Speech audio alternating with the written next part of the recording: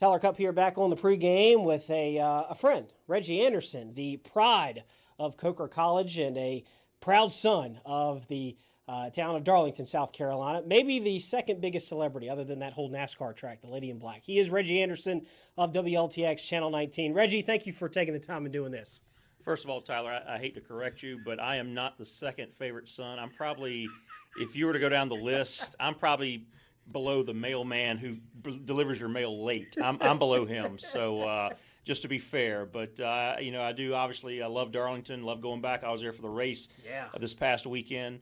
So and I grew up on a farm, and I like to think that I'm just somehow a country boy who used to milk cows and crop tobacco, and now he's working hard in a different field. We just talked about that briefly before we started recording. You being from a small town, you've always seemed to take a liking to Kershaw County schools, Lugoff, Camden, and North Central. It could be you being from a small town, or it could be the sausage dogs and chicken wings at Zemp Stadium. It could be that too. I'm not sure. But bottom line is you kind of take a small into Kershaw County schools, and I see you at those stadiums, and you seem to have some memories there from Camden, Lugoff, and Hartsville especially. Hartsville, Camden was just the other week.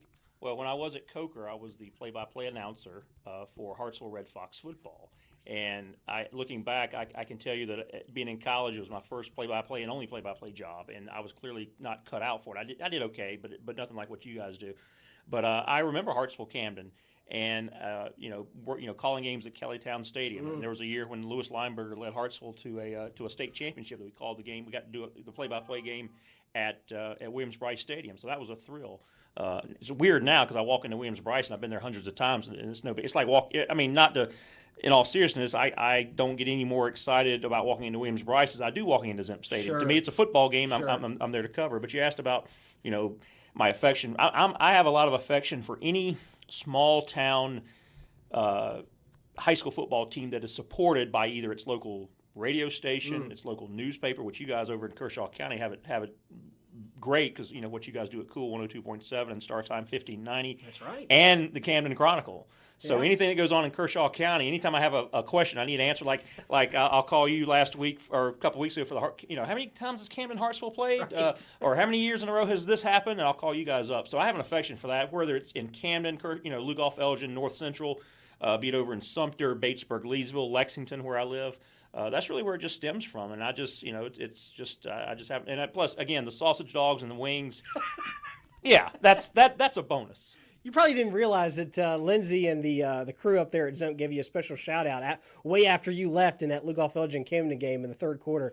They called you the celebrity of the week there at Zemp Stadium, so I thought that was pretty cool. Talking to Reggie Anderson of Channel 19 WLTX, and a big thing that interests me is the guys like you put together the highlights every Friday night, put them together, and voice them kind of like what we see on SportsCenter. So tell me what you do on an average Friday night, from getting together the games you plan to cover, actually going to do it, and then putting it together once you get back here at the studio. I will go and tell you that whether it's me or the other people you mentioned, Friday night is a high wire act without a net. Sure. Because a lot of times the games that I'm calling, I'm seeing the video for the first time, and a lot of times I'm having to just wing. I may pull something out that I know about a certain team, a certain player. I'll kind of wing it. But it's fun. It's an adrenaline rush. But Friday night we go out and shoot a couple of games, get back about 9:45, 10 o'clock, put it together, make sure everybody else is cutting their video, and then about 11 o'clock I zip in to the dressing room and zip back out with my suit on, and sometimes I have blue jeans on underneath, sometimes a nice pair of slacks. Sometimes even less. If it's hot outside, I might not have time to put on the slacks. I might just keep what I had on shooting a football game. So, but that's the beauty of TV. Much like in radio. Yeah. I mean, you can, nobody knows what you're wearing. Nope. Exactly. And so anyway, and then I go out, do the show. Hope all the video is there. And then after the show is over, we kind of decompress and sort of, think about, what we could have done better. There's always something we could have done better, whether I could have shot something better, whether one of my photographers could have shot something better, where I could have had a better read.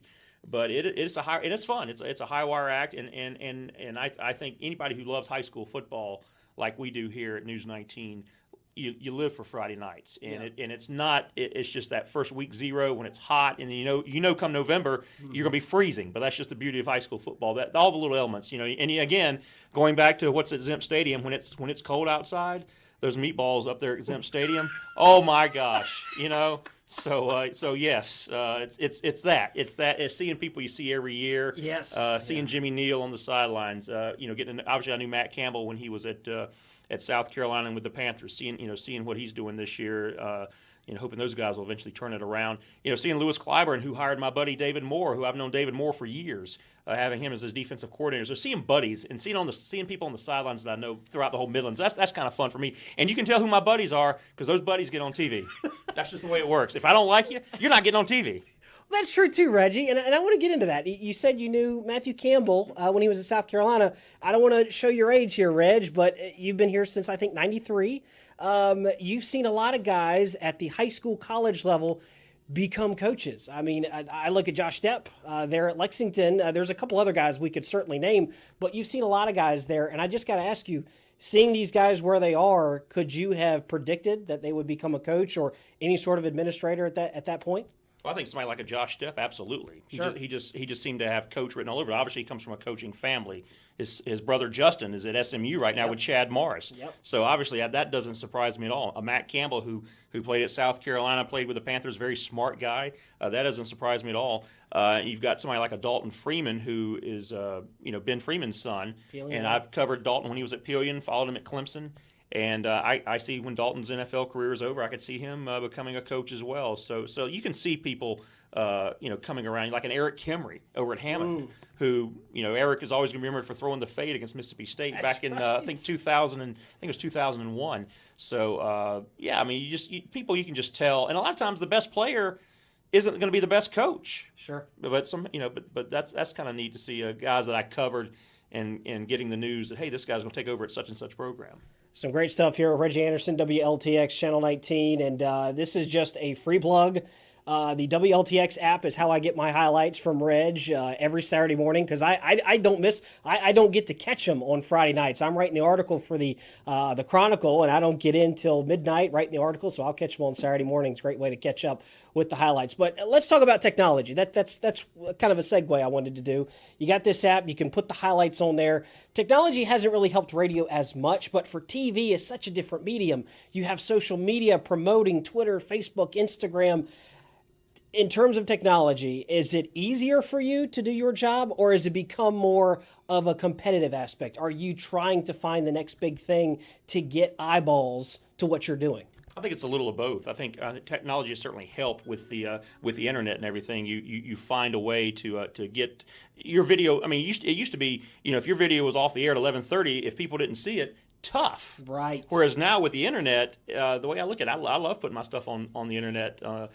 Because people who didn't see it, and I'm not so egotistical to think that everybody's going to be watching at 6:20 and 11:20 every night to watch Reggie do sports. Right. If they've got kids, they've got a life. I understand that. But the internet, what it does is, when things decompress, let's see how bad Reggie made a fool of himself on TV tonight. Let me check him out on the internet. And that's one of the that's one way it's helped me. I think Twitter is kind of fun because it feeds in. I got 144 characters, and I can I can let my humor sort of. I can compress it into 144 characters, and so that's kind of neat. But again, it's all social media. We've incorporated a lot of things on social media where we have actually a segment now where we will put pictures that people have tweeted to us, hashtag Blitz19. Yes, I saw so that. you put hashtag Blitz19 next to your pictures, and you could see one of your pictures on TV. So that's kind of fun. So it's a way to bring the viewers basically in the studio and say, hey, here's what you did for us tonight here on News 19. So it's kind of a two-way street, and it's a blast.